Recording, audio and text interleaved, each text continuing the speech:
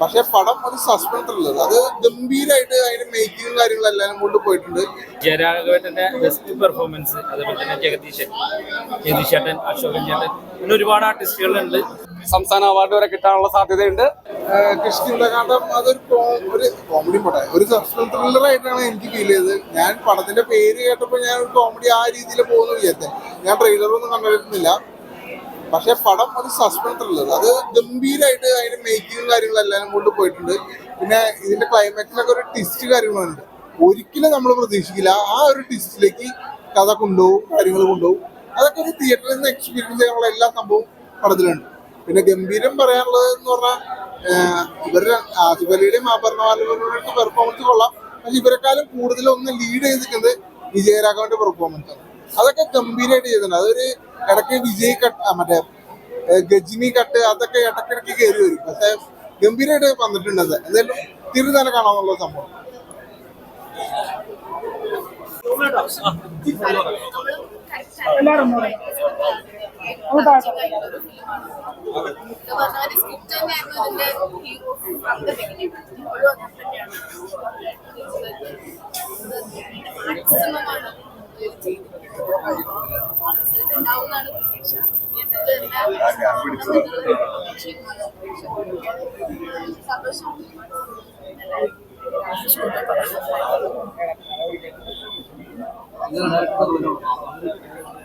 പക്ഷെ അമ്മനെപ്പിള്ള ചെയ്തപ്പോ തീരുമാനിച്ചതാണ് ഇനി ചെയ്ത സിനിമ തിയേറ്ററിൽ ഓടണം.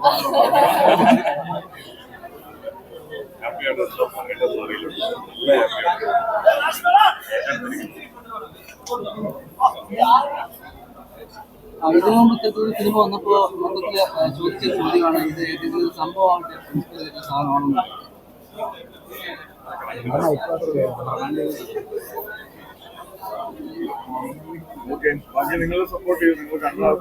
മത്സരിച്ച് അഭിനയിച്ച് കൂടെ അഭിനയിച്ച ആളെ കാണാനില്ല. കൂടുതൽ നല്ലത് പറയാൻ പറ്റില്ല. തീർച്ചയായിട്ടും വിജയരാഘവന്റെ ഇത്രയും അദ്ദേഹം വളരെ നല്ലൊരു ആക്ടറാണ്. ഇപ്പൊ ഈ റോളിലൊരു വ്യത്യസ്തമായ റോളിൽ വളരെ നന്നായിട്ട് അഭിനയിച്ചു. തീർച്ചയായിട്ടും ഫാമിലി ആയിട്ട് കാണാം. നമ്മൾ വിചാരിക്കാത്ത സ്റ്റോറിയുടെ സസ്പെൻസ് അതിഗംഭീരം, ഡയറക്ഷൻ വളരെ നല്ലത്. വിജയത്തിന് തീർച്ചയായിട്ടും ഇനി ഒരു അവാർഡ് കൂടി പ്രതീക്ഷിക്കാം. വളരെ നല്ലത്. വെരി നൈസ്, വളരെ നന്നായിട്ടുണ്ട്. ഇമോഷണൽ ആയിട്ട് നിറയെ സീൻസുകളും ഉണ്ട്. അതേമാതിരി നല്ല ആക്ട് ചെയ്തിട്ടുണ്ട്. മൂന്നാളും ഈ മൂന്നാളാന്ന് പിന്നെ ഇതിൽ മെയിനായിട്ടുള്ളത് മൂന്നാളും മത്സരിച്ച് ചെയ്തിട്ടുണ്ട്. വളരെ വളരെ അതായത് ആ സ്റ്റോറിക്ക് അനുസരിച്ച് ഒരു അധികം ഓവറായിട്ടുള്ള ഒരു ആക്ഷനും ഇല്ലാതെ, പിന്നെ അടിയും പിടിയും ഒന്നും ഇല്ലാതെ ഫാമിലിയോടെ ഇരുന്ന് കാണുന്ന മാതിരി. പിന്നെ ആ ലാസ്റ്റ് സീനൊക്കെ ആ ത്രില്ലായിട്ടുണ്ട്, വളരെ ത്രില്ലായിട്ടുണ്ട്. വെരി വെരി റിയലി സർപ്രൈസ് ആയിരുന്നു. അത് മാത്രമല്ല റീറിക്കാർഡിങ് നന്നായിട്ടുണ്ട്. റീറിക്കാർഡിങ് വന്നിട്ട് പാട്ടില്ല, ഒന്നുമില്ല. പക്ഷെ നമ്മളെ പാട്ട് വേണം എന്നുള്ള ആ ചിന്തയില്ലാതെ ഒരു പടം. ഇല്ലെങ്കിൽ ഈ സീനിലൊരു പാട്ടുണ്ടായാൽ നന്നായിട്ടുണ്ടാവുമായിരുന്നു, ഒരു ഡൂയിറ്റ് ഉണ്ടായിരുന്നു നന്നായിട്ടുണ്ട്. അതേമാതിരി അപർണ അസലായിട്ടായിരുന്നു, ബ്യൂട്ടിഫുള്ളായിട്ട്. ആസിഫ് അലി അങ്ങേരും നന്നായിട്ടുണ്ട്. പിന്നെ നമ്മളെ വിജയരാഘവൻ അങ്ങേര് ആ ഒരു മിലിറ്ററി എന്നുള്ള അത് അങ്ങോട്ട് ഫുള്ളായിട്ട് അങ്ങോട്ട് തന്നിട്ടുണ്ട് നമുക്കെല്ലാവർക്കും. Very nice, thank you so much. ആ ഡയറക്ടർ നന്ദി പറയുന്നു. ഡയറക്ടർ മനുഷ്യന്റെ ഒരു അവസ്ഥയാണ് മറവിയെ കേന്ദ്രീകരിച്ചിട്ടുള്ളൊരു ചിത്രം. അത് നല്ല രീതിയിൽ തന്നെ സംവിധായകൻ മേക്ക് ചെയ്തെടുത്തിട്ടുണ്ട്. നമ്മുടെ ആസിഫ് അലി ആയാലും, അതുപോലെ അപർണ ബാലമുരളി, വിജയരാഘവേട്ടൻ്റെ ബെസ്റ്റ് പെർഫോമൻസ്, അതുപോലെ തന്നെ ജഗദീശേട്ടൻ, അശോകൻ ചേട്ടൻ, പിന്നെ ഒരുപാട് ആർട്ടിസ്റ്റുകളുണ്ട്. അവരെല്ലാവരും മികച്ച ഒരു അഭിനയം തന്നെയാണ് കാഴ്ചവെച്ചിരിക്കുന്നത്. നല്ലൊരു തീർച്ചയായിട്ടും നമ്മൾ ആദ്യം കണ്ടുവന്നപ്പോൾ ഈ ഒരു ചിത്രത്തെ നമ്മൾ ആ ഒരു സമീപനം നമ്മൾ ഒരു തണുത്ത രീതിയിലേക്കാണ് ഈ ഒരു ചിത്രം പോകുന്നത്. പക്ഷേ ക്ലൈമാക്സിലേക്ക് അടുത്ത് വന്നപ്പോൾ തീർച്ചയായിട്ടും നമ്മളെ ഞെട്ടിച്ച് തന്നെയാണ്. നല്ലൊരു പെർഫോമൻസ് ആണ് എല്ലാവരും. അത്ര ഇൻട്രസ്റ്റിംഗ്.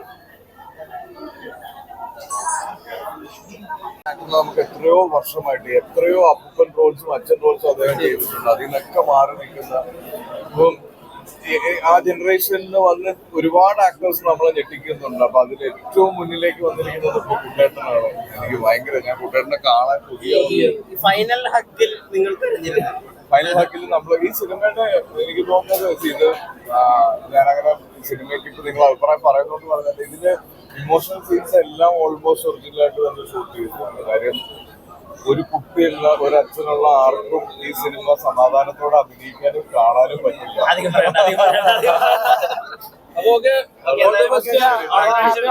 അപ്പൊ ഹാപ്പിയാണ്.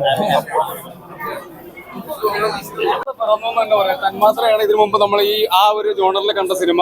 തന്മാത്ര പോലെ ഒരു സിനിമയാണ്. ഇതിൽ ആസിഫ് അലിക്കടെ പടമാണെങ്കിലും വിജയരാഘവൻ ചേട്ടൻ തകർത്ത് ഒരു രക്ഷയില്ല. നമുക്ക് പഴയ ആ എൻ പിള്ള സാറിനെ തിരിച്ചു കിട്ടിയ അവസാനത്തെ ക്ലൈമാക്സ് സീനിൽ അദ്ദേഹത്തെ നമ്മൾ കാണുമ്പോൾ എൻ പിള്ള സാറിന്റെ അതേ സാധനം തന്നെയാണ് പുള്ളി വർക്ക് ചെയ്തേക്കുന്നത്. ഒരു രക്ഷയില്ലാത്ത വിജയരാഘവന്റെ പെർഫോമൻസ് സൂപ്പറാണ്. അദ്ദേഹത്തിന് സംസ്ഥാന അവാർഡ് വരെ കിട്ടാനുള്ള സാധ്യതയുണ്ട്. ആസിഫിക്ക് അതുപോലെ തന്നെ പുള്ളിക്ക് കിട്ടിയ റോള് വളരെ മികച്ച രീതിയിൽ ചെയ്തിട്ടുണ്ട്. അതുപോലെ തന്നെ അപർണ ബാലമുരളി സൂപ്പറായിട്ട് ചെയ്തിട്ടുണ്ട്. അതുപോലെ തന്നെ ജഗദീഷ് ഏട്ടൻ സൂപ്പറായിട്ട് ചെയ്തിട്ടുണ്ട്. പഴയ ഒരു ആ തന്മാത്ര ഫീലാണ് ഈ സിനിമ നമുക്ക് പറയുന്നത്. ആ ഒരു ജോണറിൽ പിന്നെ വന്നിട്ടുള്ള സിനിമ എനിക്ക് തോന്നുന്നു ഈ സിനിമയാണ് വന്നിട്ടുള്ളത്. വാനർ ലോകം എനിക്ക് അടിപൊളി സിനിമയാണ്. ഫാമിലിയാണ്. കുറെ ത്രില്ലർ ഉണ്ട്, സസ്പെൻസ് ഉണ്ട്, എല്ലാം കൂടെ മിക്സ് ചെയ്തിട്ടുള്ള സിനിമയാണ്. കിടിലൻ സിനിമയാണ് കേട്ടോ. അടിപൊളി പടമാണ്, ഒരു രക്ഷയില്ല. Super making. ആ ഡയറക്ടറിന് ഒരു ബിഗ് സല്യൂട്ട് കൊടുക്കുകയാണ്. അടിപൊളി, സൂപ്പറായിട്ടുണ്ട്.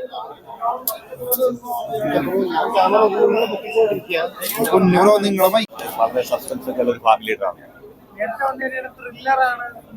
ത്രില്ലർ ടൈപ്പ് എല്ലാം ഉണ്ട്. എല്ലാ ജോണറിലും കൂടി പോകുന്ന കാണുക. ആസിഫ് അലിയുടെയൊക്കെ വളരെ, അപർണയുടെയൊക്കെ വളരെ വ്യത്യസ്തമായ, വിജയരാഘവൻ സാറിൻ്റെയൊക്കെ വളരെ വ്യത്യസ്തമായ അഭിനയം കൂട്ടുന്നതാണ്. പിന്നെ ഓണ ഹിറ്റിലൊന്നായിരിക്കും. ഇപ്പൊ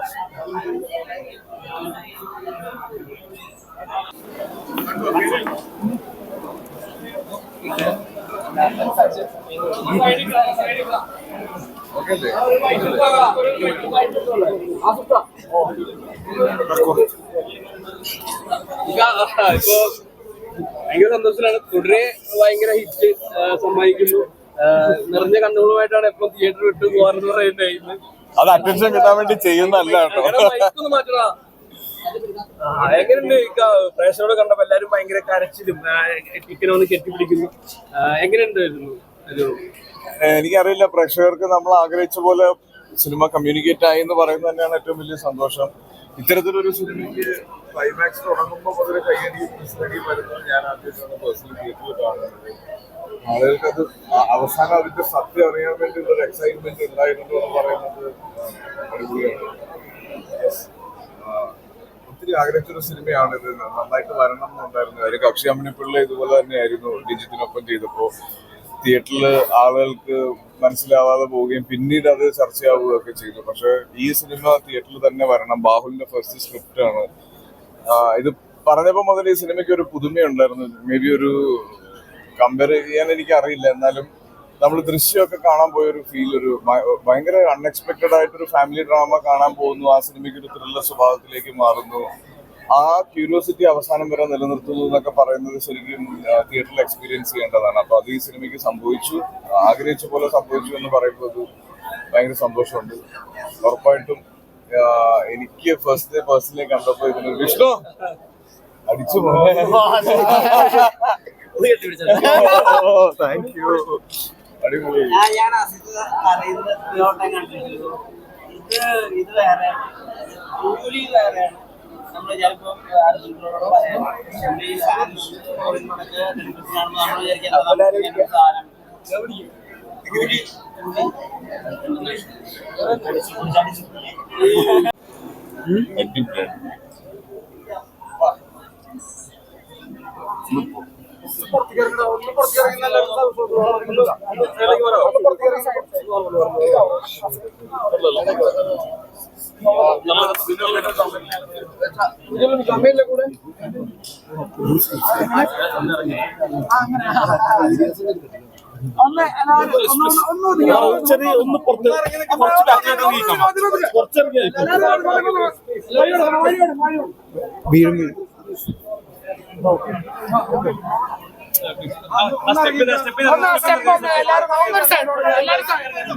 വീണ്